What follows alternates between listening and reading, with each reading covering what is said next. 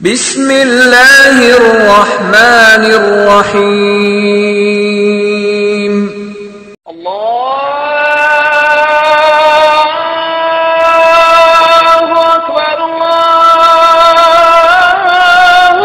اکبر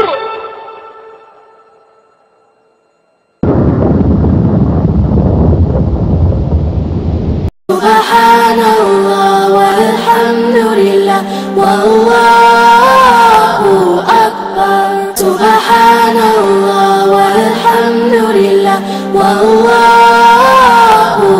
اکبر سبحان اللہ والحمد للہ واللہ اکبر سبحان اللہ والحمد للہ واللہ اکبر سبحان اللہ والحمد للہ واللہ اکبر سبحان اللہ والحمد للہ واللہ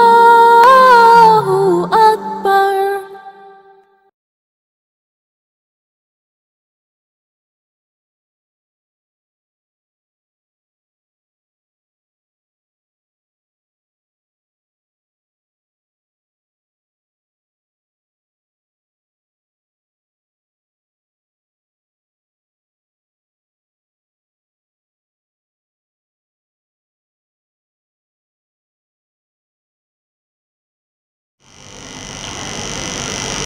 إن الحمد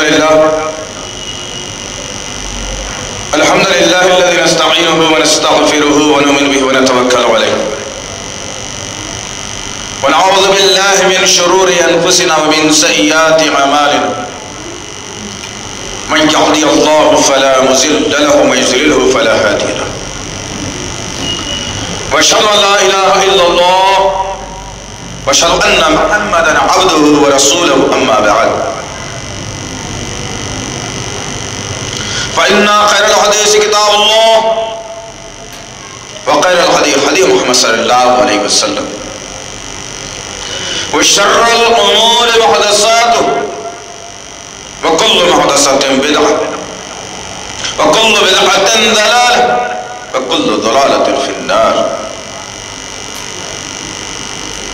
قال الله تعالى في القرآن المجيد والفرقان الحميد اعوذ باللہ من الشیطان الرجیم ان بطش ربک لشدید ربی اشرح لی صدری ویسر لی امری واحلل عقدۃ من لسانی یفقهوا قولی ربی زدنی علما آمین رب العالمین. تمام تعریفیں حضور کی بڑائی کبریائی اس رب غالب مولا کے لیے جو تمام جہانوں کا پالنہار مدبر مشکل کشا حاجت روا، جس کی ذات میں کوئی شکوہ نہیں، جس کی دانش میں کوئی شکایت نہیں، بل خطا سے لا ریب ہے.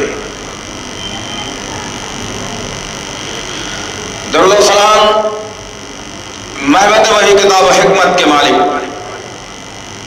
صاحب تاج و معراج و براق صلی اللہ علیہ وسلم. سلام اس پر کہ جس نے بے کسوں کی دستگیری کی، سلام اس پر کہ جس نے بادشاہی میں فقیری کی، سلام اس پر کہ جس کے پاس نہ چاندی تھی نہ سونا تھا، سلام اس پر کہ تکیہ خاک اور چٹائی جس کا بچھونا تھا.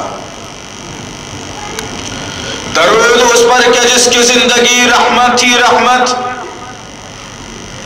درود اس پر کہ جس کا تذکرہ عینی عبادت. اللہم صلی علی محمد وعلی آل محمد بارک وسلم. برادران اسلام اور بس پردہ سننے والی اسلام کی معزز امت والخواتین، یہ اللہ کا بے پناہ فضل کرم احسان ہے کہ اللہ تعالیٰ نے ایمان والے گھرانے میں پیدا فرمایا اور اسلام جیسی دولت سے سرفراز فرما دیا. عزیزان محترم، ہمیشہ جمعے کے لیے کوششیں کی جاتی ہے کہ وقت اور حالات کی مناسبت سے جمعے کا خطبہ منتخب کیا جائے اور وہ باتیں انسانیت کے سامنے، امت کے سامنے رکھی جائے جس کے ذریعے سے انسانوں میں اور اس امت میں بدلاؤ آئے۔ اس لیے اللہ رب العزت نے تمام مخلوقات میں انسان کو اشرف المخلوقات بنایا، اس لیے کہ عقل کا جہاں تک تعلق ہے، ایک جانور کے پاس بھی عقل ہے کہ کوئی جانور اگر کسی کا پالتو ہو تو اس کی عقل کام کرتی ہے، اور کوئی دوسرا آدمی اس کے سامنے آتا ہے تو جانور بھربھلا اٹھتا ہے، غصے میں آ جاتا ہے، لیکن اس کا مالک جب اس کے سامنے آ جاتا ہے تو وہ اپنے دم کو ہلاتے ہوئے اس کے قدموں میں اپنے سر کو رکھ دیتا ہے۔ عقل کی بنیاد پر دیکھا جائے تو انسان اور جانور میں کوئی فرق نہیں، رہن سہن کے مطابق اگر دیکھا جائے تو جانور اور انسان میں کوئی فرق نہیں، صحت کی خرابی یا تندرستی کے مطابق دیکھا جائے تو انسان اور حیوان میں کوئی فرق نہیں۔ کیا بات ہے کہ اللہ رب العزت نے اس انسان کو تمام مخلوقات پر فوقیت دیتے ہوئے اشرف المخلوقات قرار دیا۔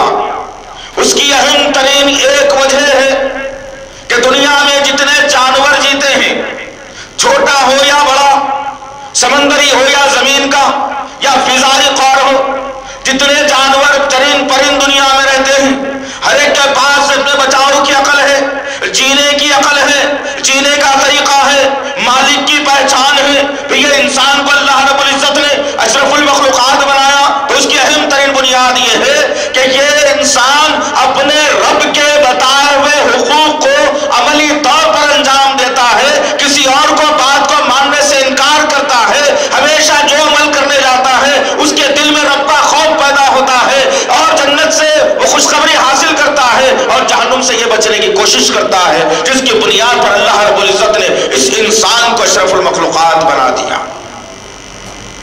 اللہ تعالیٰ نے بے شمار مقامات پر اپنے ایک ہونے کا اقرار کروایا اور ایک اللہ سے ڈرنے کی بات کی۔ اللہ رب العزت نے سورہ آل عمران سورہ نمبر 3 آیت نمبر 102 میں فرمایا، یا ایھا الذین آمنوا اتقوا اللہ، اے ایمان والو ڈرو ایک اللہ سے، حق تقاتہ، جس طرح سے اس سے ڈرنے کا حق ہے، اور جب تمہارا آخری وقت آئے تو تم مسلمان ہو کر کے فرما بردار ہو کر کے مرنا۔ اللہ رب العزت نے سورہ نساء سورہ نمبر 4 آیت نمبر 1 میں فرمایا، یا ایھا الناس اتقوا ربکم الذی خلقکم من نفس واحدہ، کہ اے انسانوں، اے دنیا کے انسانوں، ہم نے تمہیں ایک جان سے پیدا فرمایا ہے، لہذا تمہارے ساری انسانیت کا رب ایک ہے، اسی سے ڈرا کرو۔ اللہ رب العزت نے بے شمار مقامات پر سورہ حج کی آیت نمبر 1 میں کہا، سورہ احزاب کی آیت نمبر 70 اور 71 میں کہا کہ اللہ تعالیٰ سے ڈرا کرو، وہ ایک ہے جس سے ڈرنے کے قابل ہے، اس کا ڈر ہمیشہ اپنے ذہن میں رکھو۔ چنانچہ اللہ رب العزت نے سورہ بروج آیت نمبر 12 کے اندر کہا، ان بطش ربک لشدید، بے شک تمہارے رب کی پکڑ بڑی ہی سخت ہوگی۔ اللہ اکبر۔ اللہ نے ڈرانے کے ساتھ ساتھ اپنے اس اصول کا بھی ازالہ کر دیا، کھول کے رکھ دیا سامنے بات کو ساری انسانیت کے سامنے کہ تم جو کرتے ہو اللہ ضرور تمہاری پکڑ کر کے رہے گا، تمہیں چھوڑے گا نہیں ہے۔ اب آئیے آج کے اس خطبے میں ہم 3 طبقے جس پر امت کا دار و مدار ہے، جس پر امت بھروسہ کرتی ہے، جس پر امت اتفاق کرتی ہے، جن کے واقعات کو سن کر امت میں ایمانی جذبہ اور حرارت پیدا ہوتی ہے، جن کے واقعات کو سننے کے بعد کھویا ہوا ایمان ایک مسلمان کو پھر سے مل جاتا ہے۔ انشاءاللہ العزیز 3 طبقے اس امت کے، ان سے پوچھیں، ان کے عمل کو دیکھیں، ان کے واقعات کو چیک کریں تو پتا چلے کہ اللہ سے ڈرنا کیا ہوتا ہے، انہوں نے اللہ سے ڈرنے کا کیا حق ادا کیا اور کیا اصول اور ضوابط بتایا، اور پھر ہم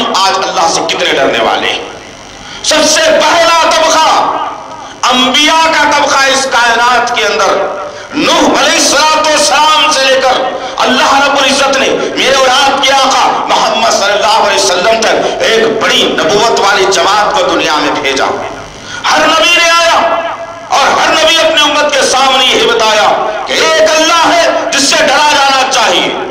ایک اللہ کو مانو, ایک اللہ کے سامنے سر جھکاؤ, ایک اللہ مشکل کشا, ایک اللہ غریب نواز, ایک اللہ بندہ نواز, ایک اللہ تمام کے تمام جھولیوں کو بھرنے والا, کوئی اور تمہیں دے نہیں سکتا.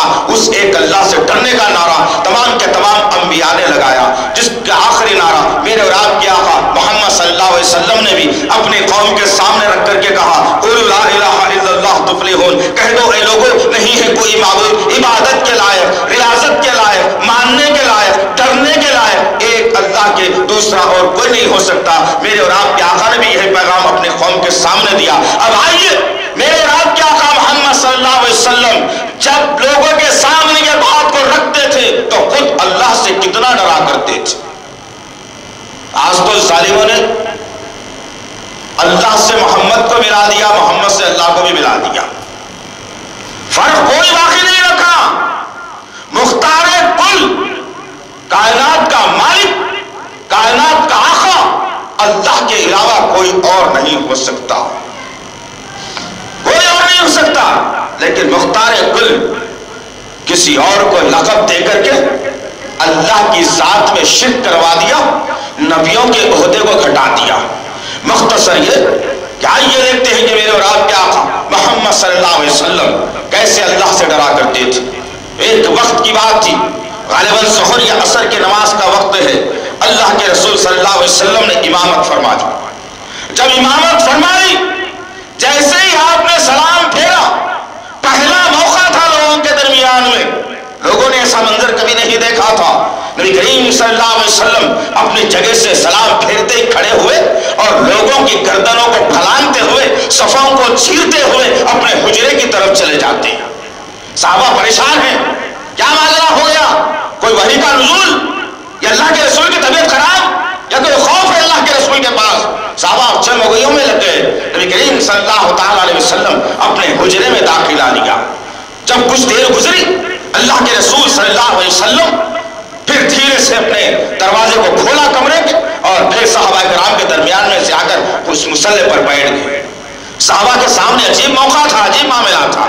صحابہ نے پوچھا, یا رسول اللہ ماجرا کیا ہے؟ ایسا آپ نے آج تک نہیں کیا اور آج ایسی حرکت ہم نے آپ سے دیکھی ہے. میرے اور آپ کے آقا محمد صلی اللہ علیہ وسلم نے اللہ سے ڈرنے کا سلیقہ اور طریقہ بتلا رہے ہیں اپنی امت کے سامنے.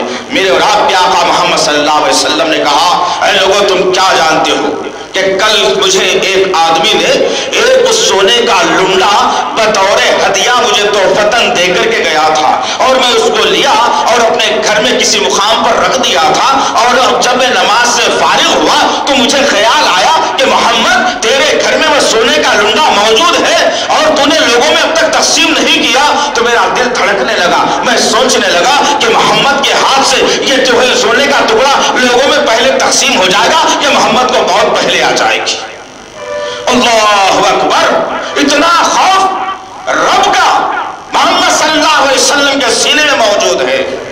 اتنا خوف جس کو اللہ رب العزت نے رحمت العالمین بنایا, جس کو اللہ رب العزت نے شافع محشر بنایا, جس کو اللہ رب العزت نے محسن انسانیت بنایا, جس کو اللہ تعالیٰ نے امام الانبیاء بنایا, جس کو اللہ رب العزت نے مالک حوض کوثر بنایا. تمام کے تمام الخابات کسی نبی کے ذمے جاتے ہیں تو وہ میرے اور آپ کے آقا محمد صلی اللہ علیہ وسلم کے ذمن میں جاتے ہیں. لیکن اتنی پیاری شخصیت اللہ سے اتنا خوف کھا رہی ہے کہ میرے گھر میں یہ چیز موجود ہے, یہ میں پہلے جو ہے اس کو بیچ دوں, نکال دوں گا, لوگوں میں تقسیم کر دوں گا, یا پھر مجھے موت پہلے آئے گی. تو جب مجھے موت آئے گی تو میرا رب اس کے عوض میں میری پکڑ کر لے گا. اللہ اکبر. غور کرو عزیزان محترم, یہ اللہ سے ڈرنے کا ایک اعلیٰ اور افسانوی ایک مثال ہے کہ میرے اور آپ کے آقا نے عملی طور پر لوگوں کے سامنے بتا دیا کہ اللہ سے کیسے ڈرا جاتا ہے, کیسے خوف کھایا جاتا ہے, کیسے اللہ سے ڈر کر جینے کا سلیقہ ہمارے اندر پیدا ہوتا ہے. اللہ اللہ, یہ چیزیں اگر ہمارے اندر پیدا ہو تو انشاءاللہ پھر دیکھنا کہ مسلم معاشرہ کیسے اپنے آپ کو سدھار لے گا. نعرے لگانا تو آ گیا نبی کی شان میں، نبی کے نام پر چینے مٹنے کرنے کی باتیں تو آ گئی، نبی کے شان میں کوئی گستاخی اگر کرتا ہے تو اس کی گردن اڑانے کی بات تو آ گئی۔ لیکن افسوسناک بات یہ ہے کہ جب عمل کرنے کی باری آئی، جب اللہ کے رسول کی سیرت اور اسوا کو اپنانے کی باری آ گئی، جب نبی کے طریقے کو لینے کی باری آ گئی، تو ذرا میں اور آپ اپنے سینوں پر ہاتھ رکھ کر کے سوچیں کہ ہم کتنا اپنے رب سے ڈرتے ہیں اور کتنا ڈر کر کے ہم نبی کے عمل پر ہو عمل کرنے کی کوشش کرتے ہیں۔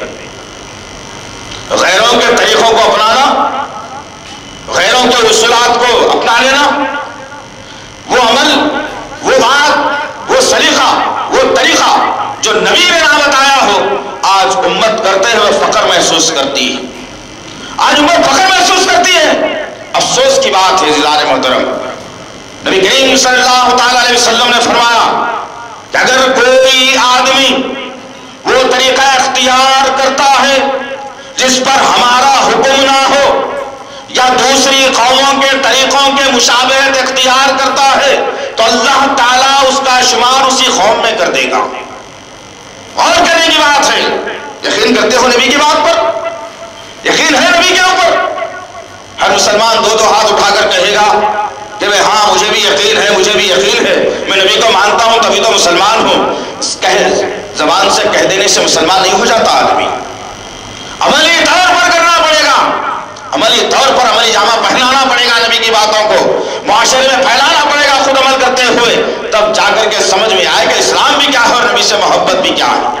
اور آج کیا معاملہ ہے، عید غیروں کی، طریقہ غیروں کا، مسلمان جذبہ دکھا رہا ہے۔ افسوس کی بات، شرم آنی چاہیے، اس آسمان کی طرف دیکھنے سے پہلے، اس پتنگ کو اپنی ہاتھ میں پکڑنے سے پہلے، اس ڈور کو چھوڑنے سے پہلے کہ تمہاری نگاہ کدھر جا رہی ہے، اس آسمان کی طرف جا رہی ہے جہاں رب اپنے عرش پر بیٹھا ہوا ہے، اور تم اس زمین پر غیروں کے طریقے کو اختیار کرتے ہو اور اس پتنگ کو تم ہوا میں اڑا لیتے ہو اور وہ سمجھتے ہو کہ میرا کچھ وقت ایسے ہی گزر رہا ہے، گویا کہ تم رب کی طرف دیکھ کر کے چیلنج کر رہے ہو کہ اے رب، میں تیری طرف دیکھ کر غیروں کے طریقے کو اختیار کر رہا ہوں، نہ میں نبی سے محبت کرتا ہوں، نہ میں تجھ سے ڈرتا ہوں، چاہ جو کر لینا ہے تو کر لے، اور کرو۔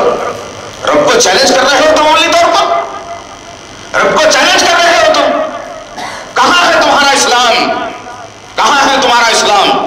کیا کبھی تم نے دیکھا ہو کہ رمضان کے موقع پر یا بقرعید کے موقع پر یا کبھی جمعے کے موقع پر، ارے چلو بھائی بہت دن سے ہم مسلمانوں کے ساتھ بھی رہتے ہیں، تو چند غیر مسلم بھائیوں نے آ کر کے یہ کہا ہو کہ چلو آج آپ کے ساتھ ہم بھی جمعہ پڑھ لیں گے؟ کسی نے کہا ہے ایسا؟ کہا ہے کسی نے؟ ذرا ضمیر کو جھنجھوڑو یار، اپنے گریبانوں میں منہ ڈال کے سوچ لو تو صحیح کہ کتنے پرسنٹ کے میں اور آپ آج مسلمان ہیں۔ کیا کبھی ہوا ہے ایسا؟ ہرگز نہیں ہوا ایسا، کسی نے نہیں سوچا ایسا، لیکن مسلمان ضرور سوچتا ہے کہ چلو ہوگا کیا، 2-4 گھنٹے تو ایسے ہی جائیں گے، اس میں فرق کیا پڑنے والا ہے؟ کیا میں پوجا تھوڑا ہی کر رہا ہوں؟ کیا میں خدا تھوڑا ہی مان رہا ہوں؟ ارے تب بھی تو نے یہ نہیں سوچا کہ رب تیرا تجھے کیا حکم دے رہا ہے۔ اللہ رب العزت نے جو تو 2-4 گھنٹے کا وقت غیروں کے طریقے کے مطابق گزار رہا ہے، اللہ کا خوف اپنے ذہن سے مٹا کر گزار رہا ہے، تو ذہن میں رکھنا اس بات کو کہ اللہ تعالیٰ نے سورہ عصر کی آیت نمبر 1 میں اسی وقت کی قسم کھا کر کہی ہے کہ والعصر، قسم ہے زمانے کی، قسم ہے وقت کی۔ اللہ تعالیٰ وقت کی قسم کھا کر کوئی چیز بیان کر رہا ہے تو وقت کی کتنی بڑی اہمیت ہوگی۔ رب وقت کی قسم کھا کر لوگوں کو احساس دلا رہا ہے، لیکن مسلمان کے گھنٹوں چبوتروں پر بیٹھ کر، پان کے ڈبوں پر بیٹھ کر، دیواروں پر بیٹھ کر، گاڑی میں گھوم کر، دیوان خانے میں بیٹھ کر، دوست کی شادی میں ناچ کر، ہر جگہ پر بیٹھ کر گھنٹوں کے گھنٹوں مسلمان صرف کر رہا ہے اور اللہ کے حکم کی پابجائی کرتا ہی نہیں۔ ڈر کس کا ہے تمہارے پاس؟ معاشرے کا ڈر ضرور ہے، خاندان کے کسی بزرگ کا ڈر ضرور ہے، اور تو اور یہ ہوئی المیہ کہ ڈرنا تھا اس رب سے۔ اگر تو ایک پہاڑ کی گوی میں جا کر کے بھی چھپ جائے گا، ساری دنیا کی مشنری تجھے نہ ڈھونڈ پائے، وہاں پر بھی رب تیرا تجھ پر نگاہ رکھا ہوا ہے. یہ یقین کرنے کی ضرورت ہے، یہ رب کا خوف ذہن میں پیدا کرنے کی ضرورت ہے. ہر عمل کرنے سے پہلے نیل و آسمان کی طرف ذہن دل دماغ کو لے جانے کی ضرورت ہے کہ دنیا کا کوئی بشر، کوئی عورت، کوئی مرد مجھے نہ دیکھ رہا ہو صحیح، میرا رب تو مجھے دیکھ رہا ہے میں جو عمل کر رہا ہوں. کیا یقین ہے مسلمانوں کے پاس؟ گھنٹوں کے گھنٹوں مسلمان بیکار کے فضولیات میں گزار رہا ہے، اس کے باوجود کہتا ہے کہ میں رب سے ڈرتا ہوں. کہاں ڈرتا ہے رب سے؟ کہاں ڈرتا ہے مسلمان رب سے؟ اگر مسلمان رب سے ڈرا ہوتا تو قبرستان ویران ہو جاتے، مسجدیں بھر جاتی اللہ کی، چہروں پر نبی کی سنت رائج ہو جاتی، گھوڑے گھوڑے کی رسم ختم ہو جاتی، شادیوں میں پٹاخوں کا پھوڑنا ختم ہو جاتا، باجوں کا بجانا ساتھ میں ناچنا ختم ہو جاتا، زبان سے جھوٹ ختم ہو جاتی، مسلمانوں کے سینے صاف ہو جاتے، کینا ختم ہو جاتا، جھوٹ ختم ہو جاتی، سودی نظام ختم ہو جاتا، شرکیہ نظام ختم ہو جاتا. جب بندے کے سینے میں، دل دماغ میں، سوچ و فکر میں، علم میں، عقیدے میں، تمام تر چیزوں میں رب کا خوف آ جائے. کہاں ہے رب کا خوف؟ کون ڈرتا ہے رب سے؟ رب سے اگر مسلمان ڈرتا ہوتا تو معاشرے میں کبھی گندگی نہیں پھیلتی. رب سے مسلمان ڈرا ہوتا تو اس کے پیشانیوں پر نماز کے بڑے بڑے گٹھے آ جاتی. رب سے ڈرا ہوتا مسلمان تو ہر گھر سے داڑھی والا مرد نکلتا، جوان بوڑھا بچہ. اگر رب سے ڈرا ہوتا مسلمان مسجدوں کو اذان کے ساتھ دوڑنے والا ہوتا. رب سے ڈرنے والا ہوتا مسلمان تو کسی خبر پر جا کر سر نہیں جھکاتا مسلمان. رب سے ڈرتا ہوتا مسلمان تو بغیر جوڑے گھوڑے کی رسم کے شادی کرتا مسلمان. اگر رب سے ڈرا ہوتا مسلمان تو جب دو مسلمان آپس میں لڑتے ہوں تو تیسرا مل کر کے اس میں جو اتحاد کرا دیتا. یہ رب سے ڈرنے کی نشانیاں تھی، لیکن ہم نے ساری نشانیوں کو مٹا دیا. اس کے بعد سوچتے ہیں کہ وہ رب سے ڈرنے والے ہیں. کون سا طریقہ اختیار کیا ہم نے؟ کون سے اصول و ضوابط کو قائم کیا ہم نے؟ اور کرو رسیدار محترم، کیا میرے اور آپ کے سینے میں رب کا خوف برقرار ہے؟ اللہ نے واضح کر دیا ایک وقت آئے گا میں ایسی زبردست پکڑ کروں گا کہ وہاں سے ایک انچ بھی تم نہیں ہل سکتے، پھر وہ عالم تمہارا میں کروں گا. کہ نبی کریم صلی اللہ علیہ وسلم اپنے صحابہ کے سامنے اس واقعے کو بیان کر رہے ہیں. حضرت انس بن مالک رضی اللہ تعالیٰ عنہ روایت کرتے ہیں، صحیح بخاری اور مسلم کی اٹوٹ روایت ہے. آپ انس بن مالک فرماتے ہیں کہ ایک مرتبہ نبی کریم صلی اللہ علیہ وسلم نے ہمارے سامنے اتنا جامع خطبہ دیا اور اتنا خطرناک خطبہ دیا اور ایسے ہم کو رب سے اپنے ڈرایا اور جہنم سے ایسے ڈرایا، ہم محسوس کرنے لگ گئے کہ رب ہمارے سامنے آ گیا ہے اور جہنم ہمارے سامنے لائی جا رہی ہے اور ہم جہنم میں جانے والے ہیں. جب یہ تصور ہمارے اندر پیدا ہوا تو ہمارے پاس جو شالیں تھی ہم نے اپنے سروں پر ڈال لی اور اپنے سروں کو چھپا لیا، اور ہر شخص کے سینے سے سسکتی ہوئی آوازیں نکل رہی تھی. آدمی ہر شخص رو رہا تھا مارے خشیت الہی کی. ارے کتنا ڈرایا جائے اس قوم کو یارو. عجیب فلسفہ ہے اس قوم کا. ڈر کس کس کا آ گیا؟ اس لیے کہ ہماری تربیت ہی غلط انداز میں ہوئی، اس لیے ڈر اللہ کا ختم ہو گیا. بچہ رینگ کر چراغ کی جانب جاتا ہے چھوٹا سا تو اس کو آگ سے ڈرایا جاتا ہے کہ بڈھا ہے بڈھا کاٹ لے گا بھائی، اور بچہ بڈھے سے ڈرنے والا بن گیا. اور ذرا بڑا ہوا، چلنے کے قابل ہوا تو ماموں چچا نانا دادا کا خوف بٹھایا گیا کہ دیکھو ماموں آئیں گے تمہیں ماریں گے بیٹا، نہیں کرنا ایسا. اور ذرا بڑا ہوا، زبان سے گالی دے دی تو باپ کا خوف بٹھا دیا گیا کہ ابو آئیں گے تمہیں ماریں گے. گالی دیتا ہے اب ماریں گے ابو تمہیں. غرض کے پرورش سے لے کر ہوش سنبھالنے تک اللہ کی طرف کبھی انگلی کر کے کسی ماں یا باپ نے نہیں بتایا دیکھو بیٹا غلطی کرو گے تو وہ رب ہے تمہارا، وہ رب تمہاری پکڑ کرنے والا ہے. دیکھو بیٹا ادھر گالی نہیں دینا چاہیے، بری بات ہے، رب تمہاری پکڑ کرنے والا ہے. دیکھو بیٹا بری بات نہیں کرنا، گالی نہیں گانا ہے، تم چھوٹے ہو، رب تمہاری پکڑ کرے گا. اگر تم یہ تربیت اگر کرتے ہوتے اپنی اولاد کی، یا ہماری تربیت ایسے معاشرے میں اگر ہوتی تو پھر یاد رکھنا کہ रब का खौफ हमारे सीनों में होता। डराया गया मादी वसाइल और मादी चीजों से, जिसकी बुनियाद पर बड़ा होने के बाद एक बच्चा अगर नौजवान मर्द या औरत डरती है तो अपने बाप से डरता जरूर है, अपने दादा से जरूर डरता है, अपने मामू से जरूर डरता है, अपने चचा से जरूर डरता है, और डरता है तो मोहल्ले में कोई ताकतवर या पैसे वाली शख्सियत अगर हो तो उससे भी डरता है। अब तो खौफ का आलम यह हो गया है कि रब क्या डरा रहा है, रब क्या कह रहा है, इस तरफ किसी मुसलमान की तवज्जो नहीं रही। अब डर रहा है मुसलमान, अगर कोई अहले सुन्नत व जमात से है तो अपने आलिम से डर रहा है, कोई तबलीगी जमात से है वो अपने आलिम से डर रहा है, कोई जमात इस्लामी का है वो अपने आलिम से डर रहा है, कोई अहले हदीस है वो अपने आलिम से डर रहा है। गर्ज के उलमाओं को हमने रब बनाकर उनके सामने सर झुका दिया। वो चाहे तो अल्लाह की हराम करदा चीज को हलाल कर दे फिर भी हम मान ले, वो चाहे तो अल्लाह की हलाल करदा चीज को हराम कर दे फिर भी हम मान ले। पूछने की जरूरत किसी में भी नहीं रही। डर कर मुसलमान जिंदगी गुजार रहा है। रब का अगर इसके पास अगर आ जाता तो वो जिंदगी आ जाती जो सहाबा किराम की थी। आइए उनके पास रब का डर कैसे था। ये मदीने की सरजमीन का वाकया है। नबी करीम सल्लल्लाहु अलैहि वसल्लम मदीने में हिजरत करते हुए इस्लामी ममलिकत का वजूद अमल में आ गया। सहाबा किराम के पास कुछ दौलत आना शुरू हुई, तिजारती काफिलों का आना जाना शुरू हुआ। इन्हीं माहौल में एक सहाबी रसूल सल्लल्लाहु अलैहि वसल्लम थे मदीने की सरजमीन पर, जो रोज माल अपने खच्चर पर बांध दिया करते और दूर दराज के गांवों में जाते, जो उनके पास अशिया होती उसको फरोख्त करते और उतना फरोख्त करते हिसाब करके देख लेते कि दिन में 2 बज रहे हैं और मेरा सारे का सारा आज का जीने का सामान मुझे मिल गया है। अब मेरी आज की जरूरत मुकम्मल होने वाली है इस फायदे से, अब और मैं तिजारत में वक्त नहीं लगाऊंगा। ये कहते और वापस आ जाते। रोज का ये मामला था, जितनी पूंजी उनकी असल थी बचा करके रखते, जो फायदा होता अपने बीवी बच्चों में खर्च करके जिंदगी गुजारते। एक मौका ऐसा आ गया उनके पास कि उस वक्त लोग खरीदार ज्यादा दूर दूर से आ गए और माल ज्यादा बिकना शुरू हो गया और लोग ज्यादा खरीद लिए।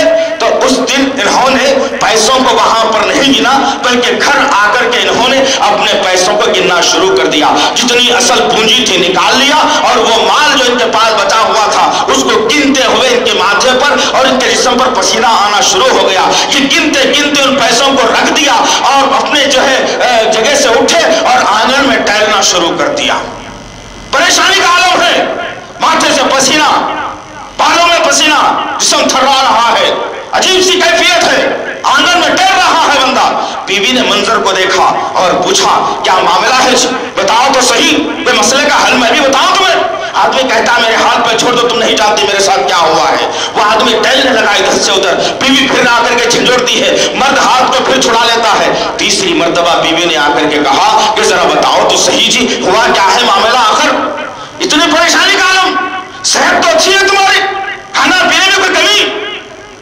वो शख्स कहता है कि क्या बताऊं, आज अजीब सा मेरा दरपेश आया है, अल्लाह का खौफ मेरे सीने में पड़ रहा है, अब पता नहीं मेरा क्या आलम होने वाला है। बीवी ने ढारस बनाई और इत्मीनान से बुलाकर बिठाया और शौहर से सवाल करती है, पूछती है कि माजरा क्या है बताओ। वो शौहर तमाम दास्तान बयान करता है, कहता है कि मैं रोज कितना माल ले जाता था और अपने जितने खर्च के पैसे होते मैं उतना मुनाफे के लिए बेच देता और बाकी का सामान मैं वापस ला लिया करता था। लेकिन आज अल्लाह ताला ने इतनी बरकत मेरे माल में दे दी है कि अब मुझे ये समझ नहीं आ रहा है कि आज खर्चा करने के बाद जो माल बच जाएगा वो मेरे घर में कैसे रहेगा। अगर वो माल मेरे घर में रहेगा और अल्लाह की कसम मुझे मौत अगर आ जाएगी तो अल्लाह ताला मेरे बचे हुए उस माल से मुझसे सवाल करेगा तो मैं अल्लाह की बारगाह में क्या जवाब दूंगा। ये खौफ था, पल रहा था उस इंसान के जिस्म में, परेशान था। बीवी ने कहा परेशान मत, इसका हल है मेरे पास। जब इतना डर तुम्हारे सीने में रब के बारे में है, मैं भी रब से डरने वाली हूं। उस वक्त की औरतें भी तो ईमान वाली थी, उनको मालूम था शौहर की परेशानी क्या होती है, शौहर कितना मेरी देखभाल करता है, शौहर मुझे कितना चाहता है। ईमान उनके सीनों में भी था। औरत ने कहा बैठ जाओ। उस औरत ने कहा कितना माल असल पूंजी का है निकाल लो और रोज कितना फायदा होता था उसको भी निकाल लो। जब वो निकाल लिया गया, बचा हुआ जो माल था, बीवी ने कहा मुझे मालूम है हमारे मोहल्ले में कितने घर ऐसे हैं जिनमें फाका कशी चलती है, دو دو تین تین دن تک جو کھانا نہیں کھاتے، چولہا نہیں جلتا، مفلسی کی زندگی ہے، کیوں نہ ہم ایک کام کریں، ان پیسوں کو کچھ پوٹلیوں میں تقسیم کر دیں اور رات جب ہو جائے، تمام انسان جب سو جائے معاشرے کے، ہم دونوں نکلیں گے اور مجھے وہ گھر معلوم ہے جہاں جہاں یہ پیسے رکھنا ہے، اب ان کی چوکھٹوں کے سامنے ان پیسوں کو رکھ دیں گے، جب وہ صبح میں اٹھیں گے تو ان کو پتہ بھی نہیں چلے گا کہ یہ پیسے کس نے رکھے ہیں اور ان کی مدد بھی ہو جائے گی۔ اللہ اکبر! ارے غور کرو یار، کیسے ایمان والے تھے، کیسا ان کے پاس رب کا خوف تھا، کیسے وہ لوگ رب سے ڈر کر زندگی گزارنے والے تھے۔ بیوی کے مشورے پر شوہر نے رضامندی کا اظہار کیا اور کہا چلو یہ پوٹلیاں بناؤ اور تمام کے تمام گھروں کے پاس ہم رکھ دیں گے اسے۔ رات کا پروگرام طے ہوا اور تمام گھروں کے سامنے پوٹلیوں کو رکھ دیا گیا۔ صبح فجر کی اذان بلند ہوئی، لوگ نماز سے واپس ہوئے تو دیکھتے کیا ہے، روشنی کے اندر کچھ پوٹلیاں رکھی ہوئی ہیں۔ ہر آدمی اپنے دروازے کے پاس سے پوٹلی اٹھایا اور دیکھتا کیا ہے کہ اس کے اندر کچھ دینار اور درہم رکھے ہوئے ہیں۔ لوگ خوشی خوشی لیے اور سارے محلے کے اندر یہ معاملہ ہوا کہ کیسے ہمارے گھروں تک کس نے یہ پیسے پہنچائے ہیں، اور یہ اللہ کی رضا کے لیے کام کرنے والے لوگوں نے اپنے چہرے پر خوشی کا اظہار تک نہیں کیا تاکہ لوگوں کو نامعلوم ہو جائے کہ یہ عمل ہم نے کیا ہے۔ یہ تھا ان کے پاس رب سے ڈرنے کا معیار۔ آج کیا معاملہ ہے میرا اور آپ کا، ذرا غور کرو۔ معاشرے میں سب سے زیادہ دولت مند میں کہلاؤں، مجھ سے زیادہ کوئی نہیں رہنا۔ خاندان کا سب سے پیسہ والا میں رہوں، کوئی اور نہیں رہنا۔ خواہ معاشرے میں کتنے ہی فقیر غریب غربا لوگ مفلسی کی زندگی گزارتے رہیں، میں اپنے گھر میں اچھا کھانا کھانے کا عادی بن جاؤں۔ کہاں ہے رب کا خوف؟ کون ڈرتا ہے رب سے؟ کون ڈرتا ہے رب سے؟ کون خوف کھاتا ہے اللہ سے؟ ہر عمل سے پہلے سوچو، زبان ہلانے سے پہلے سوچو، ہاتھ ہلانے سے پہلے سوچو، کسی کے بارے میں زہریلی پروگرامنگ بنانے سے پہلے سوچو کہ دنیا میں تم بچ جاؤ گے لیکن آخرت میں رب کی پکڑ سے کوئی نہیں بچنے والا ہے، کوئی نہیں بچنے والا ہے۔ یہ تھی نبی کی صحبت کا اثر، جن کے پاس نبی کے عمل کی بڑی اہمیت تھی، جنہوں نے نبی جامہ پہنا کر ساری دنیا کو درس دیا کہ ہم ہیں رب سے ڈرنے والے۔ آج کس سے ڈرایا جا رہا ہے؟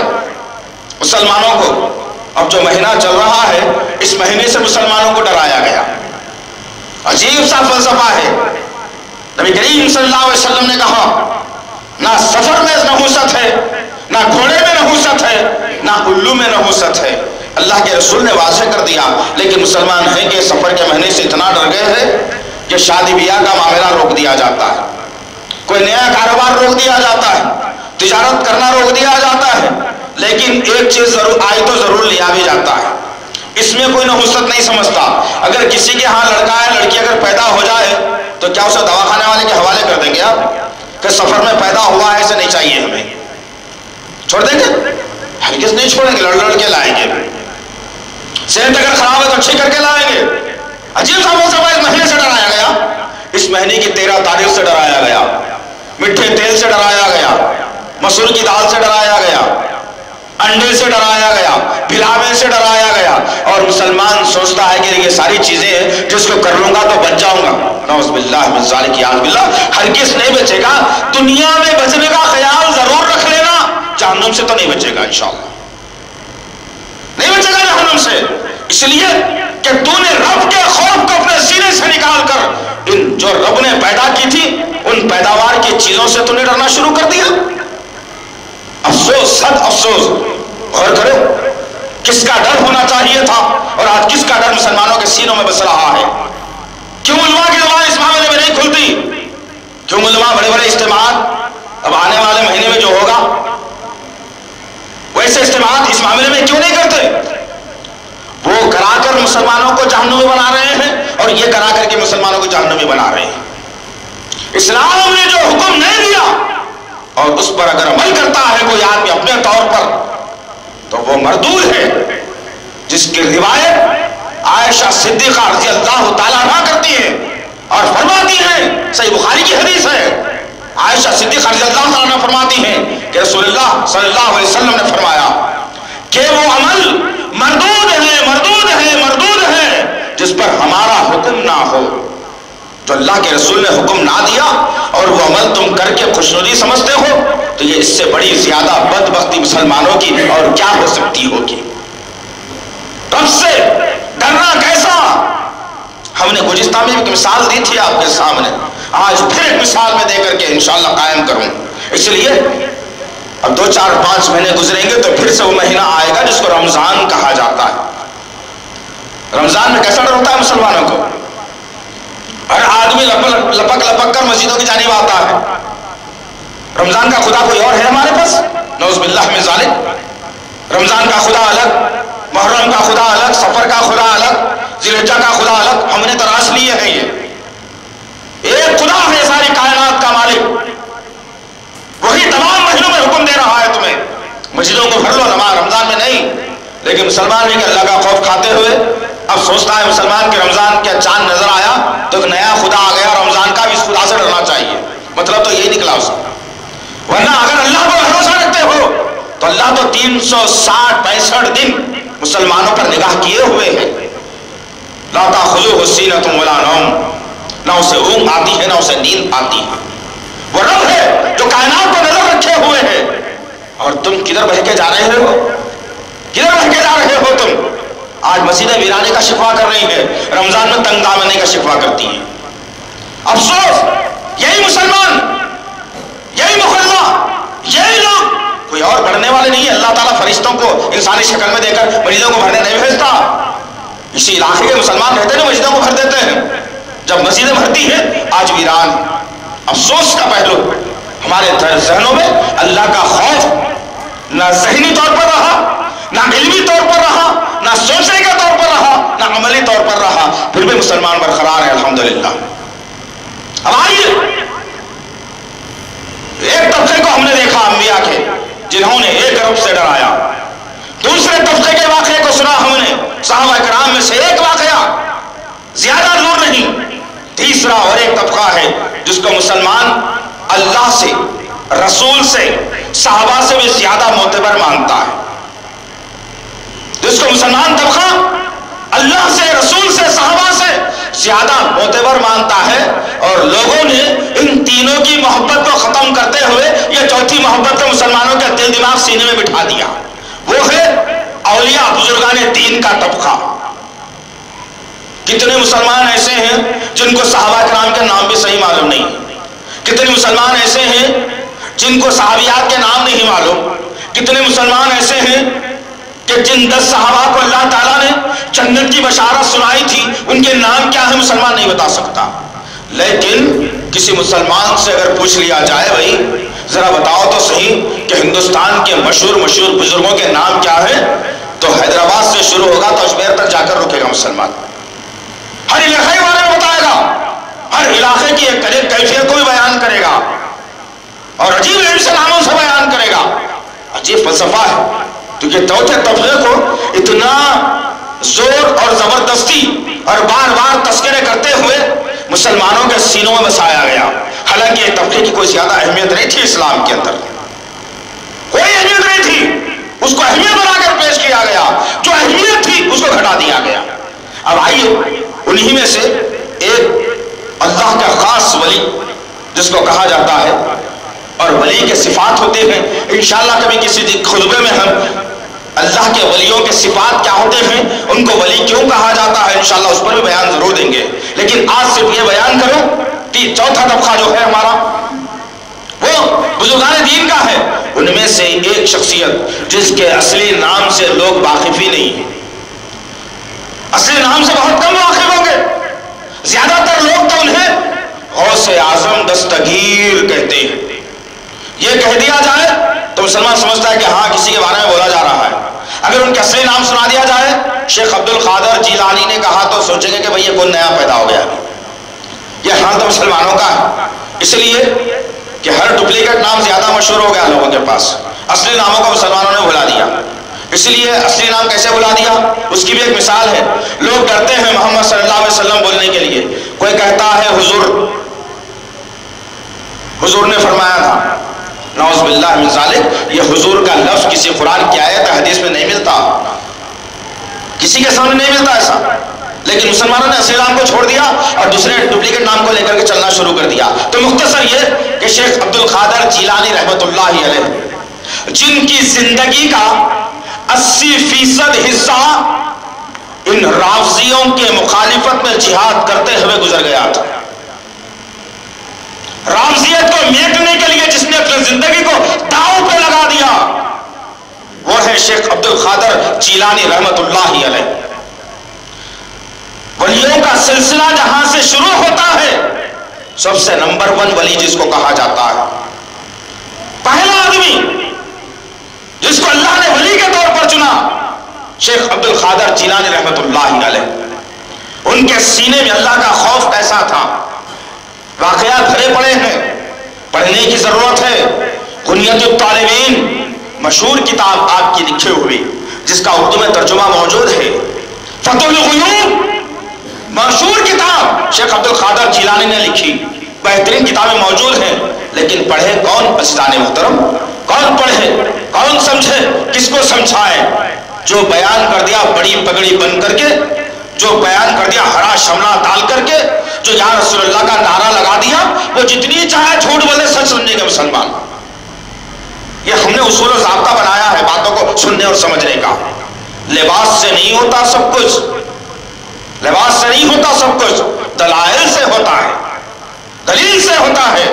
تو شیخ عبد القادر جیلانی رحمت اللہ علیہ کی بہت بڑی تجارت تھی، کہیں کی کپڑے کی تجارت تھی آپ کی، اور سمندری جہاز سے آپ کے کپڑوں کی تجارت ہوتی تھی. ایک ملک سے دوسرے ملک کو کپڑے جایا اور آیا کرتے تھے.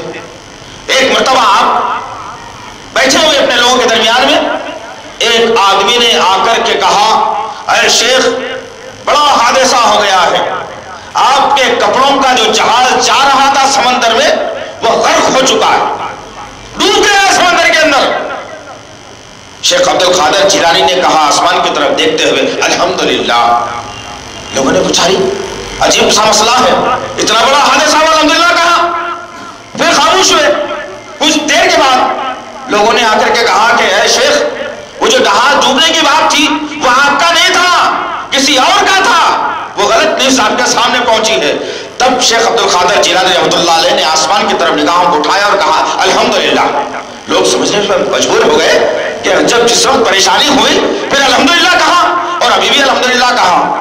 پوچھنے پر میں بتایا اس اللہ کے ولی نے کہ کیا ماجرا ہے، جبھی بھی کہا الحمدللہ اور جب ملنے کی خوشی ملی تو بھی کہا الحمدللہ. ماجرا کیا ہے؟ تو شیخ عبد القادر جیلانی رحمۃ اللہ علیہ نے کہا کہ جس وقت جہاز ڈوبنے کی اطلاع مجھے ملی تو میں اپنے ضمیر کو چیک کر رہا تھا کہ یہ اللہ کی ذات پر بھروسہ کرنے والا ہے یا نہیں. اگر یہ اللہ کی یاد سے غافل ہو رہا ہے یا اللہ کی ذات سے یہ مکر رہا ہے تو میں نے دیکھ لیا کہ میرے ضمیر نے مجھ کو آواز دی کہ نہیں ہے شیخ عبد القادر جیلانی، اللہ تیرا نقصان نہیں کر سکتا. آواز آئی تو میں نے کہا الحمدللہ.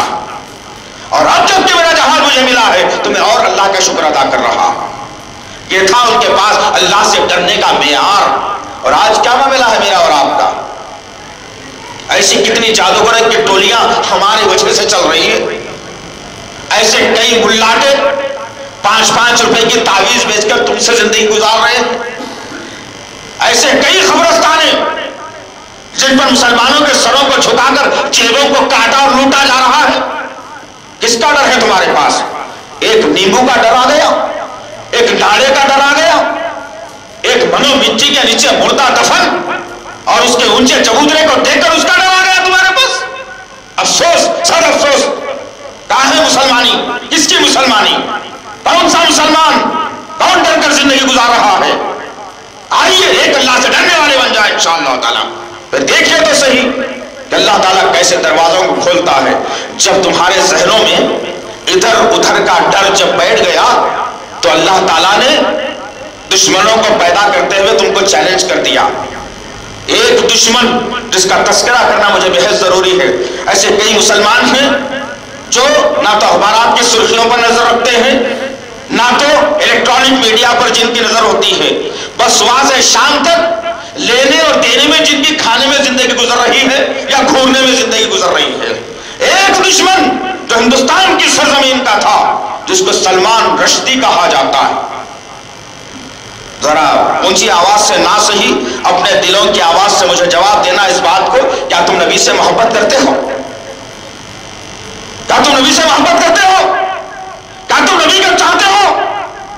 اگر چاہتے ہو تو یاد رکھنا اس بات کو بڑی ذمہ داری کے ساتھ بتلا رہا ہوں کہ ایک دشمن سلمان رشدی جس نے نبی کے خلاف میں کتاب لکھا شیطانی کلمات کے عنوان سے، جس نے نبی کی توحید کی کتاب میں، جس کو ہندوستان کی سرزمین پر بینڈ کر دیا گیا، بند کر دیا گیا، لیکن آج پھر ہندوستان کی حکومت اور ہندوستان کی سرزمین پر اس دشمن کو اعزازی ڈگری دینے کے لیے آج ہندوستان کی سرزمین پر بلایا جا رہا ہے۔ گویا کہ 33 کروڑ مسلمانوں کے عقیدے پر، ایمان پر، ان کے جذبوں پر مہر لگاتے ہوئے دشمنوں نے اس کو ہندوستان کی سرزمین پر آنے کا موقع فراہم کیا ہے۔ کون روکے اسے؟ کون روکے اسے؟ تم تو بس کمانے میں رہ جاؤ، تم کھانے میں رہ جاؤ، نبی کی شریعت پر آنچ آ جائے، نبی کی مخالفت میں قلم اور زبان اٹھ جائے، جو چاہے ہوتا ہے ہو جائے، لیکن ہم کبھی سدھریں گے نہیں۔ ہم نہ سدھریں گے نہ ہم سدھاریں گے۔ ہم نے تہیا کر لیا ہے ابھی، نہ ہم خود سدھریں گے نہ دوسروں کو سدھرنے کا موقع دیں گے۔ اور دشمنوں کی پہچان کرو تو صحیح کہ کیا ہو رہا ہے، کیا سازشیں تمہارے خلاف میں چل رہی ہیں، کیسے تمہاری جوان بچیوں کو اپنے بستروں کی زینت بنایا جا رہا ہے۔ ارے کتنی باتیں ہیں یار سنانے کے لیے تمہیں، کتنی باتیں ہیں، کتنی باتیں ہیں تمہارے سامنے جو سنائی جائے، لیکن اس کے باوجود ہمارے اندر کسی قسم کا ایمانی جذبہ اگر پیدا نہیں ہوتا تو پھر اپنے اپنے کلمے کا جائزہ لو، اپنے اپنے کلمے کا جائزہ لو۔ میں جو کلمہ پڑھ رہا ہوں یہ کلمہ مجھے آخرت میں کتنا فائدہ پہنچانے والا ہے، یہ کلمے کے ذریعے سے میں جنت میں جاؤں گا یا جہنم رسید ہو جاؤں گا۔